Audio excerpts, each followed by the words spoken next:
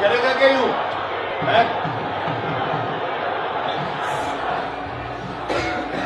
मारने तो छक्का ही आ रहा हो।